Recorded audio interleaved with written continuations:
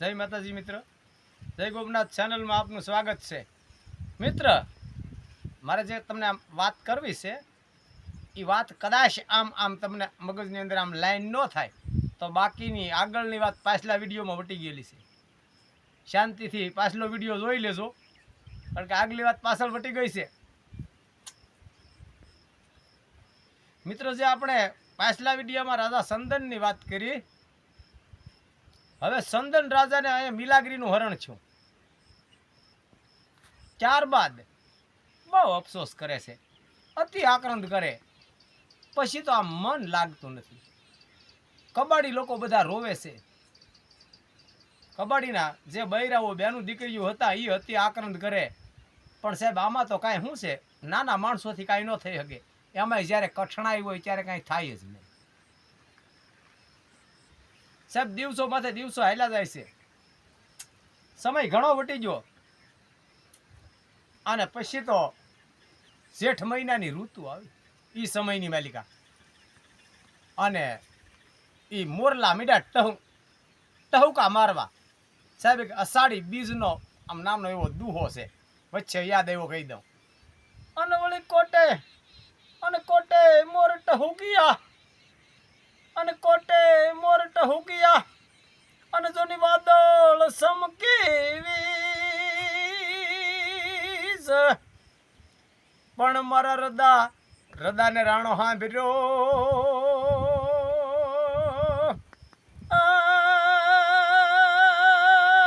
આ તો આવી અષાઢી બીજ. સાહેબ આમ જ્યારે મોરલા ડણકું મીડા દેવા, આ જાળવેલી ઓલે જાળવે, ઓલે જાળવેલી ઓલે જાળવે, લાંબી ડોકું કરીને મોરલા મીડા ડણકું દેવા. પણ સાહેબ ત્યારે રાજા સંદનને પોતાની સંદનપુરી યાદ આવી. હવે તો વર્ષો વ્યા ગયા માથે, હવે મને કોઈ ઓળખી ન હગે. મારો શેરો દુબળો પડી ગયો, આખું રાજા જેવું કોઈ શેની વસ્ત્ર આભૂષણ બધુંય એમ થઈ ગયું છે.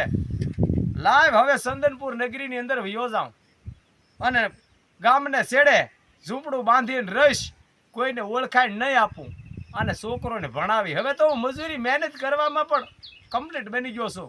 હવે રાજા જેવું ક્યાંય રહ્યું નથી. મહેનત મજૂરી કરી અને છોકરાને ભણાવી. સાહેબ આવું વિચારી અને હાજે વાત કરી કબાડી લોકોને કે ભાઈ, એ કે હા બોલો રાજન. આજ પણ એને રાજા કહે છે કબાડીઓ. વિચાર કરજો કેટલી એનામાં ખાનદાની છે. આ સ્થિતિમાં છે છતાંય રાજા કહીને બોલાવે છે. હા રાજન, હાથ જોડીને બોલો બાપુ. એ કે ભાઈ તમે કહેતા હો તો હવે મને છે ને કોઈ ઓળખે એવું મારી નગરીમાં રહ્યું નથી.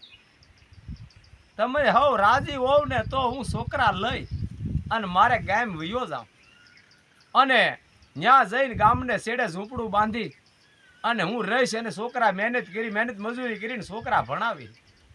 અને કોક દી આવો સંદનપુરી તો મને રાજા કઈ ત્યાં સતો કરવા બોલાવતા નહીં. એક અમારો હગો છે, જાયભાઈ છે, ભાઈબંધ છે, મિત્ર છે, આવું કહેજો. હવને ઘણું દુઃખ થયું, મહારાણીનું હરણ થયું. છોકરા લઈને રાજન તમે અમારા પાસેથી જાઓ, અમને ગમતી વાત નથી.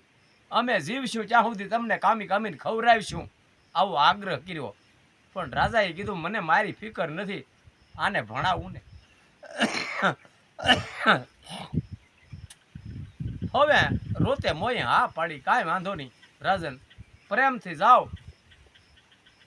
કોક દી રાજ પાછું હાથમાં આવે તો અમને યાદ કરજો ગરીબ માણસને. મારા વાલા રાજ જો મારા હાથમાં પાછું આવ્યું હોય ને તો હું તમને જિંદગીભર ન ભૂલું. આવો હવ હારે હેતથી હાવ ભાવથી મળી કાઢવી, અને સવારના પોરમાં ભલે ઉઈગા ભાણ તુહારા ભામણા ઉઈગાથી અંજવાળા હોય, જીવત મરણ લગન રાખજે કશ્યપ રાવું કાગડા. સૂર્યનારાયણને પગે લાગ્યા, જે ધરતીની માથે એટલા દિવસો રહ્યા એને નમન કર્યું. હવ જાય ભાઈઓને હાથ જોડી જાય માતાજી કરી, અને બે છોકરોને લઈને રાજા સંદન ત્યાંથી હાલી નીકળ્યા. પણ સાહેબ જે ઓલો મેં તમને આગલી વાતમાં કીધું ફકરો લખેલો હતો, ક્યાં સંદન રાજા, ક્યાં મિલાગરી, ક્યાં શાયર ને ક્યાં નીર, જેમ જેમ વિપત પડે એમ ભોગવે આપના શરીર. એ જે ફકરો લખેલો હતો એ રોટલા મૂકવાની લોખંડની નાની પેટી કબાડીઓ એ આપેલી હતી. એ પેટીની અંદર ફક્ત આનો ફકરાની ડાયરી ભૂલાઈ. છોકરાને બેયને લઈને ધીમે ધીમે ધીમે ધીમે ધીમે ધીમે ધીમે ધીમે હાલ્યા જાય. કારણ કે હવે તો આને હાલવાની ટેવ પડી ગઈ છે, બાળકોને ટેવ પડી ગઈ છે. હવે તો છોકરા મોટા મોટા થઈ જશે, માપસર ધોડે એવા તઈને બાપ દીકરો હાલ્યા જાય. તાપમાન હવામાન લાગે ખોટી થઈ જાય, ગરમીનું વાતાવરણ લાગે છે, પાણી બાણી આવે ત્યાં પહેલીએ. પણ સાહેબ 4 વાગ્યાનો સમય છો છે કદાચ, અને ડુંગરવી દિશાએ વાદળી ધાણાંગ ધાણાંગ ધાણાંગ ધાણાંગ મંડી ડોટું દેવા. વીજળી આભની અંદર હબા હબી હબા હબી મંડી મારવા. રાજા સંદન વિચાર કરે છે, આગળ વરસાદ શરૂ થઈ ગયો છે, આપણે દિવસ થોડો કર્યો છે. છોકરોને ક્યાં હાલે રાખો બેટા, હાલે રાખો બેટા, હાલે રાખો બેટા. આમ આમ ઉતાવળા પગે હાલ્યા જાય, પણ માથે ધણાંગ ધણાંગ ધણાંગ ધણાંગ દિન વરસાદ શરૂ થઈ ગયેલો અને હમું નગર દેખાય છે. સંદન કહે છે, બેટા હમા નગરમાં પોગી જઈ તો આપણે રાતવાસો કાઢે હારું રહે, હાલે રાખો બેટા. પણ છોકરા આખો દી હાલી લઈને ધરાઈ રહેલા. આમ આમ આમ આમ આમ સૂર્યનારાયણ આથમી ગયો અને નગર થોડું દૂર રહ્યું. જેવું તેવી ઝાખ મંડી વળવા અને આડી એક નદી આવી. નદીની અંદર પાણી કદાચ ગોઠણે ગોઠણે હશે, 1.5 ફૂટ કે 2 ફૂટ નું આમ આમ પેલવાડનું પાણી વયું આવે છે, ગળાયા તણાતા આવે છે. રાજા સંદને વિચાર કર્યો, આ જો નદી વટાઈ જાય તો નગર સેટું નથી, નગરમાં વયું જવાય. એટલે ભાઈને કીધું, મોટાને સાયરને, કે ભાઈ તો કે તું અહીંયા રે, હું બે ભાઈને તેડીને નદી નહીં વટી શકું. જેથી હું બે આદમીને તેડીને વટી જતો તેથી ભૂજાઓમાં બળ અલગ હતું, અને આજ મારું શરીર આ બધી કાયા દુબળી થઈ ગઈ. બેટા આ પાણીની અંદર હું તમને બે ભાઈને લઈને નહીં વટી શકું, તું રે અહીંયા, હું ભાઈને હમે પડખે મૂકીને તને લઈ જાઉં. સાયર કે નહીં બાપુ મારે આવું. હવે તો નિર્ણય એમ કે ભાઈ તું રે, હું મોટા ભાઈને પેલો મૂક્યા પછી તને લઈ જાઉં. નહીં, મારે આવવું. નાનો કે મારે આવવું, મોટો કે મારે આવવું. બંનેને તેડી અને નદી પાર કરી હગવાની એનામાં શક્તિ નથી. પાણી ધીમું ધીમું વધતું જાય છે. બાળકોને સમજાવે છે, બેટા જલ્દી ઘડીક વાર ખોટી થાવ, એક ભાઈને મૂકી આવું અને એકને લઈ આવું, પાછો લઈ જાઉં. પણ છોકરા માનતા નથી. વરસાદ જોર કરી આવે છે અને અહીંયા આજે છોકરા માનતા નથી. નદીમાં પાણી વધતું જાય છે. સાહેબ જે નદીના કાંઠામાં ગામડે રહેતા હોય ને ખબર હોય, નદીનું પાણી જ્યારે વધે ત્યારે શું સ્થિતિ હોય છે. સિટીમાં રહેતા હોય એને તો બહુ અનુભવ ન હોય, પણ ગામડાવાળોને 100% અનુભવ હોય. સાહેબ બાળકો ન માન્યા એટલે માથે જે ફાળિયું બાંધેલું હતું, જે પન્યું આમ બાંધેલું હતું માથા ઉપર, એ ઉતારી અને લઈ અને અડધેથી સીરી નાખ્યું. અડધેથી સીરી અને એમાં એક છોકરાને મોટાને કે ભાઈ આમાં હુઈ જા. એમાં હુરાવી અને બાજુમાં જે ઝાડ હતું નદીના કાંઠા માથે આગળ, એ ઝાડની ડાયરે આને બાંધી દીધો. નીકળી ન હગે એમ, અંદર હુઈ રહી એમ. અહીંયા રે આગળ આવું ધમકાવી અને એક નાના છોકરાને લઈને માથે અડધું ફાળ્યું હતું એ બાંધીને હડે રાટ નદીમાં પીડ્યા. અમે કાંઠે ગયા. અમે કાંઠે જઈને નાનાને કે ભાઈ અહીંયા ઊભો રહે, તું મોટા ભાઈને લઈ આવું. એ કે મારે આવું, હું એકલો ન ઊભો રહે. એલા ભાઈ ઘડીક ઊભો રહે, મોટ ભાઈ ઓલે પડખે છે હું લઈ આવું. એ કે નહીં. વિચાર્યું જે અડધું ફાળ્યું હતું ને એના અંદર નાનાને હુવરાવી. નાનાને હુવરાવીને એને એ પડખે કાંઠે ઝાડની ડાળે બાંધી દીધો હજર. અને પોતે જે મોટા છોકરાને લેવા જાય, કઠણાય સાહેબ વિચાર કરજો કેવી હોય. વાત કરતા આપણને આમ આંખમાં આહુડ આવી જાય છે. વિચાર તો કરો. પોતાનું રાજ ગયું, પોતાની પત્નીનું હરણ થયું. અત્યારે રાન રાનને પાન પાન છે. બે નદીના બે કાંઠા ઉપર પોતાના સંતાનોને એક એક ડાળે ઝાડવાની બાંધેલા છે. અને મોટા છોકરાને લેવા જાય ને બરોબર નદીના મધ્ય ભાગ એટલે કે અડધે ને અડધી નદી ગયા. ઉપરવા વરસાદ બહુ શરૂ હતો. કઠણાઈ જેની હોય એની પાસી નો વળે હો, જ્યાં સુધી હોય ત્યાં સુધી તાગા લઈ લે. ઘણા વાર હું તમને કહું કે એમાં કાંઈ સાહેબ ઘટે નહીં. આમ વાત કરતા આપણને આમ આમ આમ આમ આમ આમ આમ આમ આમ રવાડા મંડે ઊભા થવા. બરોબર સંદન નદીના મધ્યના ભાગમાં ગયા અને એવો પાણીનો જોરદાર મોજો આવ્યો. જય માતાજી એક જ વાર બોલાણું સંદનને પાડી દીધા પાણી. અને એ પાણી ના મોજાની હારે સંદનને લઈને નીકળ્યું પાણી. સાહેબ વિચાર કરજો, બે ડાળે એક એક છોકરો બાંધ્યો છે અને સંદન તણાઈ ગયા. બહુ પલ્લા માથે કાઢી નાખ્યા નદીએ. બહુ આગળ પલ્લો જતા જ્યાં નદીનો સપાટ પગથો પડતો હતો એવા સપાટમાં કાઢી નાખ્યા અને કાંઈ આળે ગોખળે જાળું હશે એમાં ઠહકાઈ ગયા. દરિયે ન જાય, જાળાની અંદર ઠહકાણા. હવે સાહેબ આ છોકરાની વાત પછી કરીએ. રાજાનું શું થયું એ વાત કરી દઉં પહેલા તમને, કે ઈ રાજા જાળામાં ઠહકાઈ ગયા છે પણ મર્યા નથી. હવે ઈ જે મર્યા નથી, જીવે છે. સવારનો પોર થયો, બાજુના ગામમાં ઘાસી રીએ, પણ પોતાના લગ્ન નહીં છેલ્લા 30 વર્ષની ઉંમર થઈ ગયેલી અને એના ડોશીમાં રોટલા કરી દે. અને મામદ અલી નામ ડોશીમાં એ હાથ કર્યો, ભાઈ મામદ. એ કે હા માં, સવારનો પોર થવા આવ્યો છે, બગબગું થઈ ગયું બેટા. ઉપરવા વરસાદ હતો અને નદીમાં લાકડા કોઈના તણાઈને આવ્યા છે, પેલવાડીના બળતણ ઘટે છે. જાની બેટા હોય તો ભારો અતારમાં તને નદીના કાંઠામાં થઈ જાય. પાણી શાંત પડી ગયું છે, ક્યાંય વાવાળિયામાં હશે. એટલે મામદ હાથમાં દોરડું લઈ અને નદીના પટમાં સીડ્યો. કારણ કે દર વર્ષે આવતા હોય ને નદીમાં પેલવાડીમાં તણાય, બધે જોતો જાય છે. એમાં એને કોઈ માણસનો આમ હાથ દેખાણો એવું લાગ્યું. એટલે માણસ છે ને ભાઈ, પછી હિન્દુ હોય કે મોમેડન હોય, જઈને તપાસ કરી તો માથાના દાઢીના વાળ વધી ગયેલા છે. હાવ કઈ ગરીબ માણસ હોય એવું લાગ્યું. જોયું, તપાસ કર્યો, છાતીમાં અડ્યો તો સંદનનો ભાગ જોગે પ્રાણ નહોતો ગયેલો. છાતીના ધબકારા હતા. સવારનો પોર બગબગું એટલે કે મોહુનું થવાની તૈયારીમાં હતી. મામદે વિચાર કર્યો, માણસ છે, હું પણ માણસ છું, કોઈ બી હોય આને બસાવવો જોઈ, હાલને ઘેર લઈ જાઉં. વળી વિચાર કર્યો, આ મરી જાહે તો ખૂન માથે આવશે. રાજા કહે કોકને તે મારી નાખ્યો. ઠીક છે, હજી અતારમાં કોઈ ન ભાળે તો મારે ઘેર પહોંચી જાઉં. બસી જાય તો મારી ઘાણી આંખ છે તેલ પીલવાની, અને મરી જાહે તો કાલ રાતે પાછો અહીંયા નાખી જાય. કોઈને નહીં કહી માં દીકરો. એ મામંદ સંદન રાજાને ખંભે નાખીને પોતાને ઘેર લઈને આવ્યો. કે બટા કેમ એના બાગે તરત વહી આવ્યો? કે માં કોક માણસ તણાણેલો છે ને મને એમ લાગે આની છાતીની અંદર ધબકારા શરૂ છે એટલે લઈ આવ્યો છું. એ કે બેટા જીવી જાય તો વાંધો નહીં, મરી જાય તો એક તો કાલ રાતે પાછો નાખી આવી. માણસ છે એટલે લઈ આવ્યો. હવે જે સાણું ઈંધણું ઘરમાં હતું એ ભઠ્ઠો કરી અને મા દીકરો મીંડા ગરમ ગોટા મૂકવા લુગડાના છાતીમાં. થોડો સમય ગયો, સાહેબ સંદન ભાનમાં આવ્યા. ક્યાં સૌ ભાઈ? એટલે મામદે કીધું, મારું નામ મામદ અલી ઘાસી છે, તું તણાઈ ગયેલો હતો, હું તને બસાવીને લઈ આવ્યો છું. હવે તને જીવાડ્યો છે, તારે મારી ઘાણી આંકવી જો હે.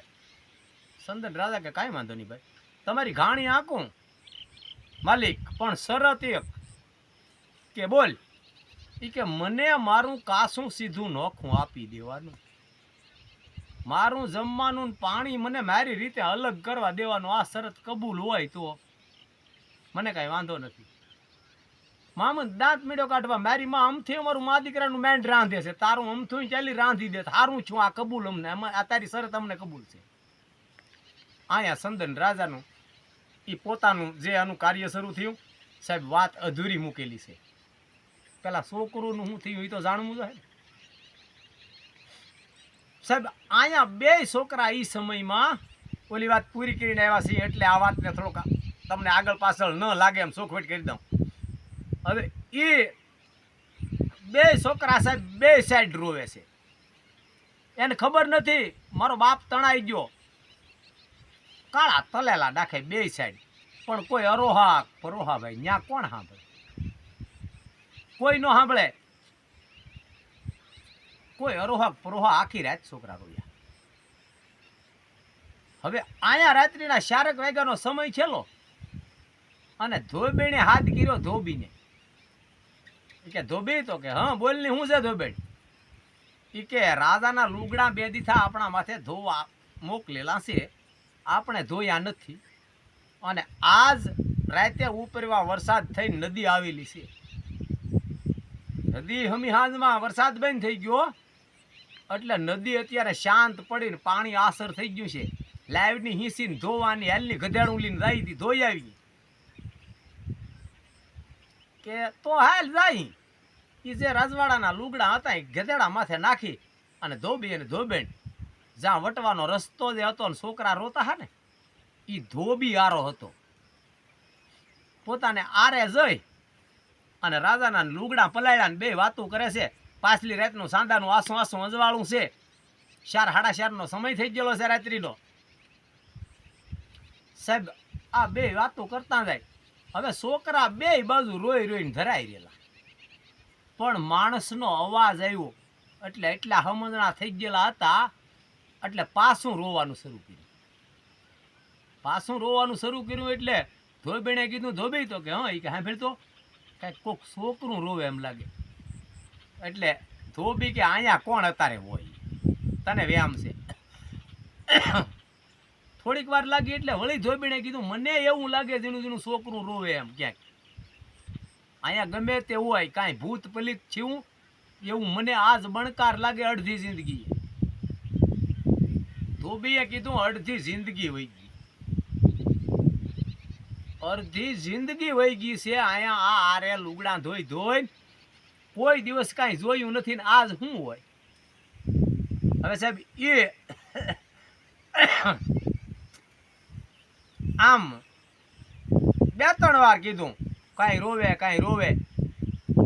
બાઈ કે ભૂત પલિત હશે, ધોબી ના પાડે છે.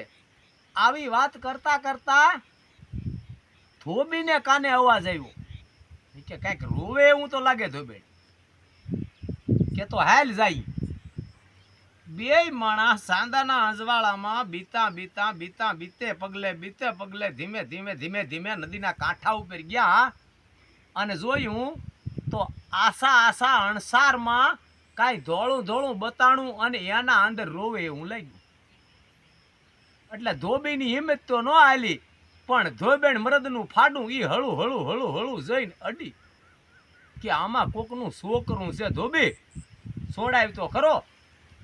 બેઠું એના ધણીએ છોડ્યું છે બાંધેલું હતી અને હાથમાં લીધું, પણ આખી રાત રોયેલ ભાઈ ઠંડા પવનમાં.